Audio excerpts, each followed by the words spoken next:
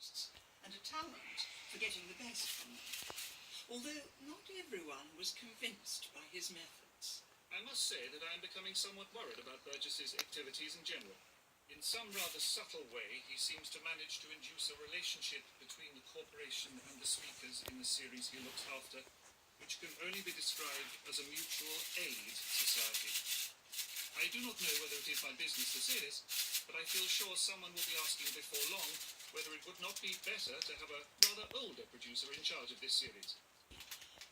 The corporation were reluctant, but realistic.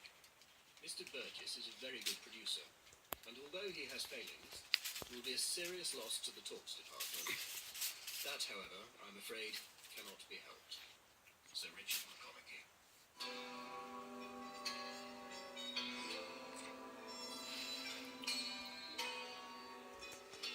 That wasn't the last link the BBC would have with Guy Burgess.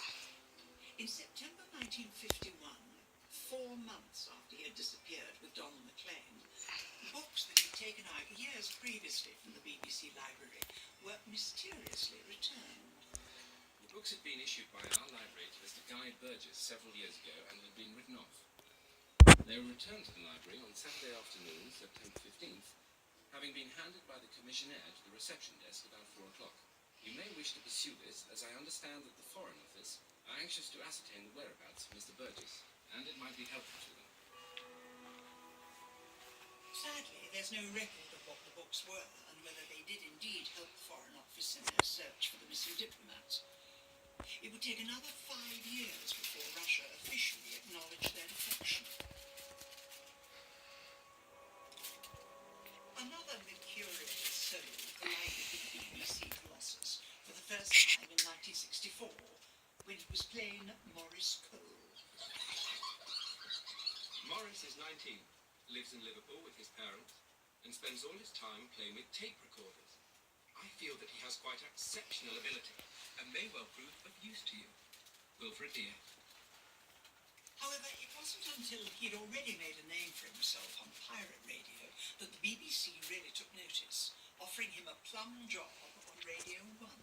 Turn on the radio every day, what's simply wonderful. Hooray, Troop 47 is where you'll see music and laughter, BBC. So when you are feeling on cue. In March 1968, Everett gave an interview for the Londoner magazine, heavily criticising the BBC. Didn't go down well at work.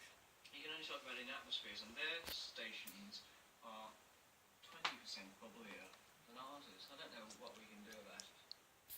Everett is a brilliant disc jockey who was fired by Radio London and by Radio Luxembourg, but whom I was quite determined to persevere with, because he is far ahead of his fellow disc jockeys.